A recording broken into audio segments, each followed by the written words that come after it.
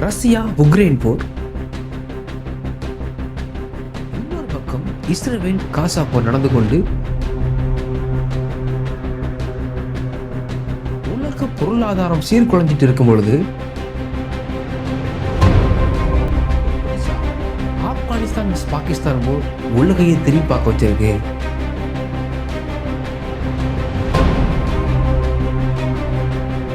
என்ன காரணத்தினால இந்த போர் வந்தது? இந்த போர் வர்றதுக்கு இருந்த முக்கியமான பாயிண்ட் என்ன? ஆப்கானிஸ்தான் நாட்டோட அருகில் இருக்கக்கூடிய ஆசியா கண்டத்தின் வல்லரசு மற்றும் நம்முடைய நட்பு நாடான ரஷ்யாவின் நிலைப்பாடு என்னவாக உள்ளது? சமரசம் செய்யும் முயற்சியில் ரஷ்யா இருக்க காரணம் என்ன? இவற்றை பற்றி தெளிவான விளக்கத்தை தான் இந்த வீடியோவில் பார்க்க போறோம்.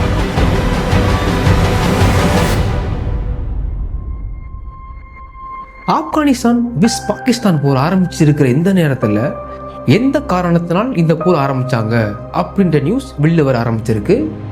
எப்படி இந்தியாவின் பக்கத்து நாடாக பாகிஸ்தான் இருக்கிறதோ, பாகிஸ்தானோட அண்டை நாடாக ஆப்கானிஸ்தான் இருக்கு. எல்லைக்கோடுகள் இருந்தாலும் இங்க பிரச்சனையும் முட்டல் மோதல் இருக்கத்தாங்க செய்யும். இந்த எல்லைக்கோடு காரணத்துக்காக தான் ஆப்கானிஸ்தானும் பாகிஸ்தான் இடையே மோதல் வெடிச்சிருக்கு. ஆப்கானிஸ்தான்ல டெஹ்ரிக்-இ-தாலிபான் எனும் தீவிரவாத அமைப்பு செயல்பட்டு வர்றதுனால அதற்கு ஆப்கானிஸ்தான் அடைக்கலம் கொடுப்பதாகவும் பாகிஸ்தான் ஆப்கானிஸ்தான் மேல குற்றம் சாட்டி இருக்கு. இந்த காரணத்தை சொல்லிதான் ஆப்கானிஸ்தானில் இருக்கக்கூடிய பக்தியா என்ற மாகாணத்துல பாகிஸ்தான் திடீர் தாக்குதல் நடத்தியிருக்காங்க.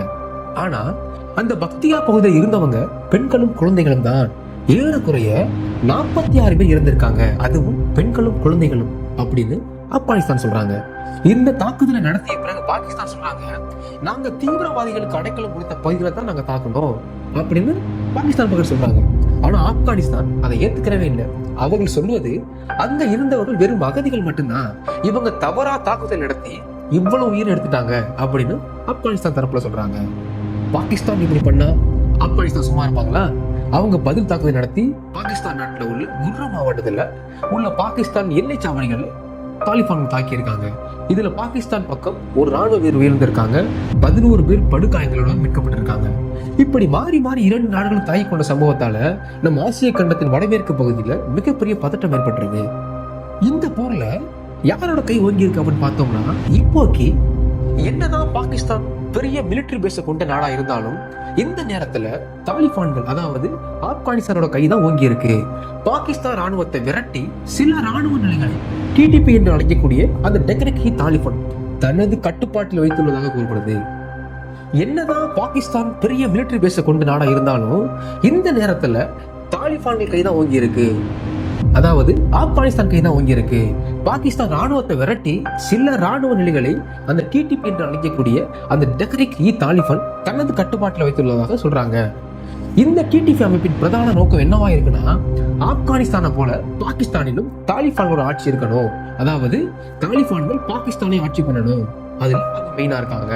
இதற்கு முதலில் அந்த தாலிபானோட எண்ணம் என்ன அப்படின்னா, எலெக்ஷன் மூலமாக மக்களால் தேர்வு செய்யப்பட்ட பிரதமர் ஹெபாஸ் ஷெரீஃபை அவரோட ஆட்சியை கவிழ்க்கணும். இந்த டார்கெட்டை வச்சுதான் தற்போது இந்த டிடிபி இயக்கம், அதாவது தாலிபான்கள் இயக்கம் பாகிஸ்தானோட மோதலை தொடங்கி வந்துட்டு இருக்காங்க. இந்த விஷயத்திலிருந்து பாகிஸ்தானுக்கு ஒரு விஷயம் சொல்லணும்னு தோணுது. பாகிஸ்தான் உலகத்துல உள்ள பெரிய பெரிய தீவிரவாத இயக்கங்களுக்கு அடைக்கலம் கொடுத்துட்டு இருக்கு. இந்த காரணத்தால உலக நாடுகள் எல்லாமே பதட்டத்துல இருக்காங்க.